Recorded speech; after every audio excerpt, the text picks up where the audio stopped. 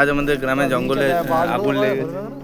মানে আমার ক্যামেরাতে সেরকম দেখাচ্ছি না, কিন্তু প্রচণ্ড পরিমাণে আগুন জ্বলে গেছে এখানে আমাদের গ্রামে। এখন সবাই প্রস্তুত নিচ্ছে, রাস্তার ধারগুলো পরিষ্কার করছে, কারণ যাতে আগুন না রাস্তার এই ধারে টপকে যায়। এখানে কিছু মানুষ জল জোগাড় করে রাখছে আগুন নেভানোর জন্য, কারণ সবাই জানে যে রাস্তার এই ধারে টপকে গেলে কিন্তু ঘর বাড়ি সব পুড়ে যেতে পারে। কিছুক্ষণের মধ্যে হয়তো আমাদের গ্রাম টপকে যেতে পারে আগুন। পুরো আবহাওয়া একদম খারাপ।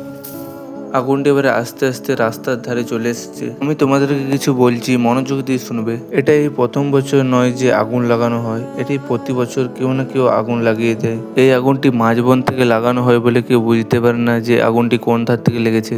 এই আগুন যে লাগিয়েছে জঙ্গল তার কি ক্ষতি করে তবে জানি না। এই আগুনের জন্য আমাদের বিরাট বড় ক্ষতি হতে পারে সেটি আমি জানি, কারণ এই আগুন রাস্তার ধারে টপকে গেলে গ্রামে আমাদের আগুন ঢুকে যাবে। হয়তো এই একটু আগুনের জন্য একটি গ্রাম পুড়ে ছাই হয়ে যেতে পারে।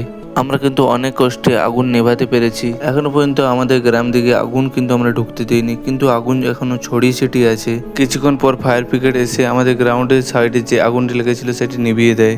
আগুন কিন্তু এখনো পর্যন্ত রাস্তা সোজাসুজি চলেই যাচ্ছে, তাই এখন গাড়িটি আগে লাগানো হচ্ছে।